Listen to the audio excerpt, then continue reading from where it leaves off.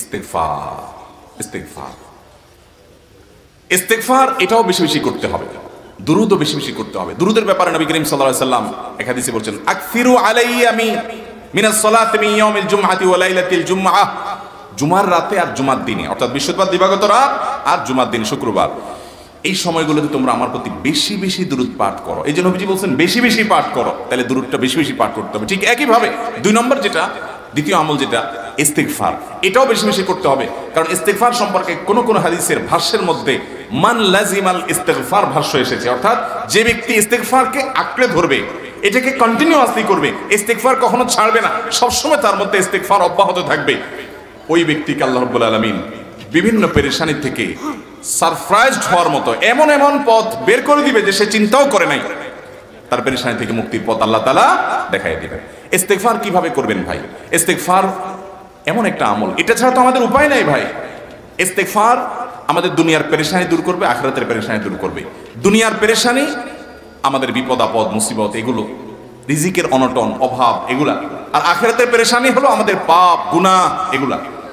কোরআনে কারিমে আল্লাহ রাব্বুল আলামিন সূরা নূহের মধ্যে আল্লাহ নবী নূহ আলাইহিস সালাম তার সম্পর্কে বলছেন, ফাকুল তুস্তাগফিরু রাব্বাকুম ইন্নাহু কানা গাফফারা ইউরসিলিস সামাআ আলাইকুম মিদরারা ওয়া ইউমদিদুকুম বিআমওয়ালিন ওয়া বানিন ওয়া ইয়াজআল লাকুম জান্নাতিন ওয়া ইয়াজআল লাকুম আনহারা।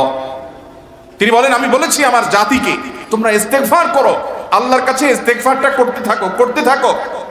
রুটি রুজি নাই, চাকরি নাই, ইনকাম নাই, ব্যবসা খারাপ যাচ্ছে, পেরেশানি হচ্ছে, ইস্তেগফার ধরো, কি হবে? ইন্নাহু কানা গাফফারা। যদি ইস্তেগফার করো, 1 নম্বর লাভ হলো আল্লাহ মাফ করে দিবেন গুনাহ। ইউরসিলিস সামাআ আলাইকুম মিদরারা, যাতে ফসল ভালো হয়, রিজিক ভালো হয়, সেই ব্যবস্থা আল্লাহ করবেন। ওয়া ইউমদিদুকুম বিআমওয়ালিন ওয়া বানিন, ছেলে মেয়ে হয় না অথবা ভালো ছেলে মেয়ে নাই, আল্লাহ তাআলা নেক সন্তান দিয়ে তোমাকে শক্তিশালী করবে, দিয়ে শক্তিশালী করবেন। ওয়া ইয়াজআল লাকুম জান্নাতি ওয়া ইয়াজআল লাকুম আনহারা, আল্লাহ তাআলা প্রসবন দিবেন, ফসল দিবেন, বরকত দিবেন রুজিতে। কিসের মাধ্যমে? ইস্তেগফার। কিসের মাধ্যমে ভাই? ইস্তেগফার। আহা, ইস্তেগফারের আমল আমাদের দেশে মানুষ আমরা জানি না ভাই। এটাও আরবদেরকে আমি দেখেছি সারাক্ষণ তারা অবসর সময়গুলোতে ইস্তেগফার করতে থাকে, আস্তাগফিরুল্লাহ ওয়া আতুবু ইলাইহি, আস্তাগফিরুল্লাহ আস্তাগফিরুল্লাহ। মানে কি? আল্লাহর কাছে আমি ক্ষমা প্রার্থনা করি, আল্লাহর কাছে আমি মাপ চাই, আল্লাহর কাছে আমি তওবা করি, আল্লাহর দিকে আমি ধাবিত হই, আল্লাহর কাছে আমি ফিরে যাই, আস্তাগফিরুল্লাহ আস্তাগফিরুল্লাহ। আপনি বসে আছেন নিরিবিলি, ভাইরা আমার, এখন আর নিরিবিলি বলতে কোনো সময় নাই, এখন আর ফ্রি টাইম নেই, এখন আর আমাদের অবসর টাইম নেই। আস্তাগফিরুল্লাহ কখন বলবো? মোবাইল টিপতে টিপতে টিপতে টিপতে, ফেসবুকে নোটিফিকেশন দেখতে দেখতে দেখতে, লাইক কমেন্ট গুনতে গুনতে আমাদের এখন কোনো ফুরসত নাই। বাহিরে তো নাই, টয়লেটে গেলেও তখন আমাদের ব্যস্ততা মোবাইল নিয়ে, ফেসবুক নিয়ে, ঘুমাইতে গেলেও আমাদের ব্যস্ততা। ও ভাই আমার, অথচ আমার হায়াত শেষ হয়ে যাচ্ছে, আমল নামার শূন্য খালি, ফেসবুক টিপাটিপিতে পরিপূর্ণ। আল্লাহর কাছে কি নিয়ে যাবেন? ইস্তেগফার করবেন তো ইনশাআল্লাহ? অবসর সময় ইস্তেগফার করবেন তো ইনশাআল্লাহ? নিরিবিলি আছেন, একাকী আছেন, ইস্তেগফার চালায় দেন। 10 সেকেন্ড টাইম পাইছেন, ইস্তেগফার শুরু করে দেন। ডাক্তারের কাছে গেছেন, ওয়েটিং এ আছেন, বসে আছেন, ইস্তেগফার করতে থাকেন। সিরিয়াল আছেন কোন কাজের, ইস্তেগফার করতে থাকেন। ডিউটিতে যাচ্ছেন, গাড়িতে, বাইসাইকেলে, বাইকে, যে কোনো ভাবে পায়ে হেঁটে ইস্তেগফার করতে থাকেন। যে কোনো অবসরের সময়গুলোকে ইস্তেগফার দিয়ে পরিপূর্ণ করে দেন। ভাইরা আমার, ইস্তেগফার সকল সমস্যার সমাধান। ইস্তেগফারের ভিতরে সবচেয়ে শ্রেষ্ঠ ইস্তেগফার হলো সাইয়্যিদুল ইস্তেগফার। সাইয়্যিদুল ইস্তেগফারটা যদি মুখস্থ না পারেন, অন্তত লিখিত ভাষণটা পড়েন। সাইয়্যিদুল ইস্তেগফারের যে অর্থ, এটার যে মর্ম, বড় হৃদয়গ্রাহী ভাই, বড় মর্মস্পর্শী। ইমানদার এটার অর্থের দিকে তাকায় যদি পড়ে, তো তার অন্তর না গলে পারে না। আল্লাহুম্মা আনতা রব্বি, হে আল্লাহ আপনি আমার রব, আপনি আমার পালনকর্তা লাগেন, আপনার সাথে আমার এই সম্পর্ক, আমি আপনার গোলাম, আপনি আমার রব, এই সম্পর্কটা আপনার সাথে আছে।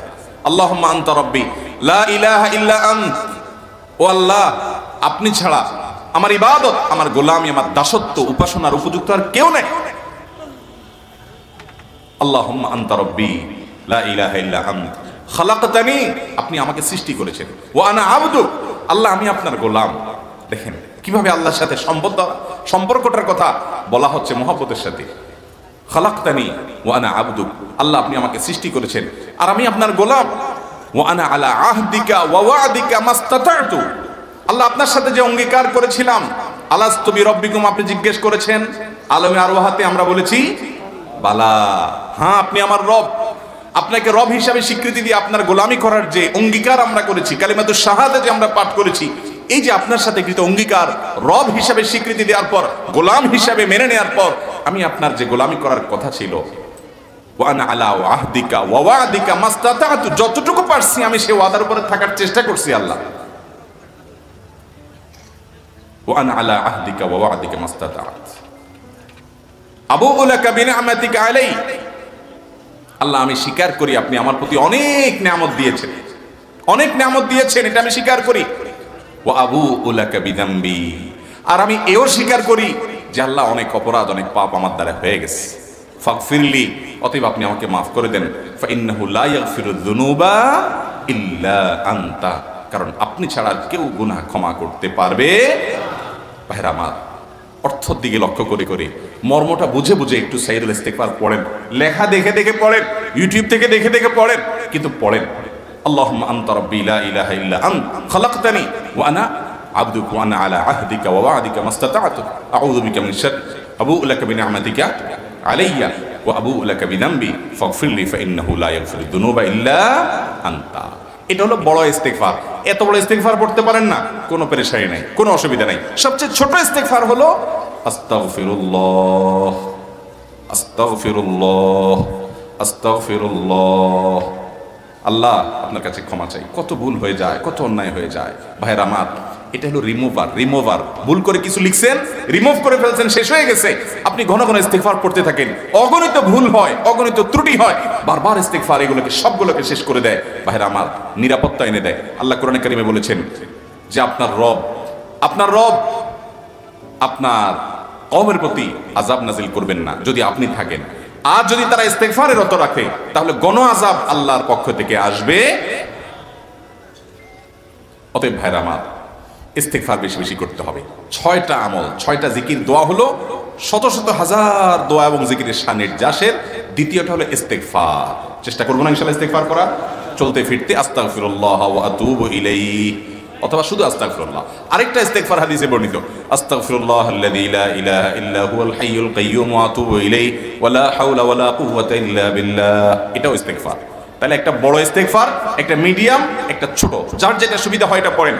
বড়টা হলো সাইয়্যিদুল ইস্তিগফার, সবচেয়ে শ্রেষ্ঠ ইস্তিগফার যেটা হাদিসে বর্ণিত হয়েছে।